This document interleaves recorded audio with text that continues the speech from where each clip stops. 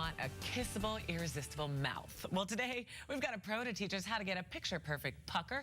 Facial plastic surgeon Dr. Jacob Steiger. Dr. Steiger, good morning. Good morning. How are you? I'm fantastic. I have to admit, I put on my plumping lip gloss because I knew you were coming, and I'm talking about like plumpy lips. But I want to point out, though, even though you're a facial plastic surgeon, we're going to talk about how to get attractive lips at home, right? Of course. Without necessarily going under the knife. So let's start with what makes hot lips anyway.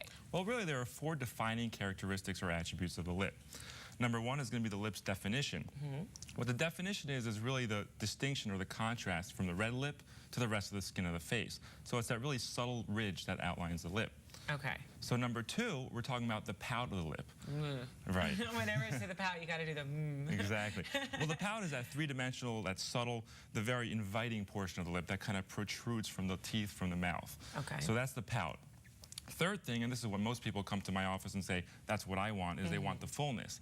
Fullness is very important. Full lips are very sexy. They're very attractive.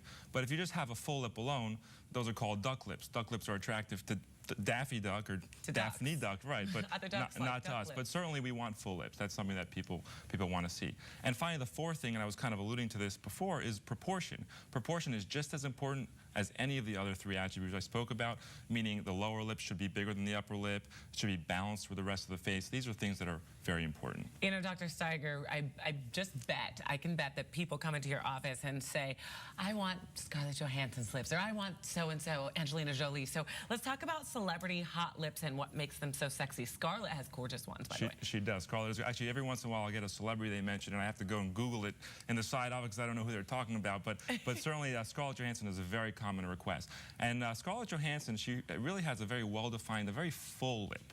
That's the most, I think, characteristic thing about her lips is the fullness that she has. Okay. Now, it's important to realize they are balanced and proportionate with the rest of her face. She's got a very full face. She's got high cheekbones. Her lips fit her face. Yeah. Okay? Okay, let's go ahead to Angelina because, of course, it's the...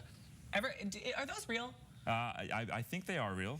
They seem to be real. Now, Angelina Jolie lips, she's the queen of pout. Yes, okay? I like to call her the queen of pout because she has very pouty, and those are the very inviting lips. Now, again, her lips are well-defined, they're full, but they're really just pouty, and importantly, they're proportionate. When you look at her lips, the lower lip is bigger than the upper lip, and within the lip itself, the volume is dispersed differently to make it very natural, very sexy, and very inviting. Okay, so you're at home and you're like, my lips aren't inviting, or you're thinking that maybe. How don't want to go into your office, no offense, but what can you do at home?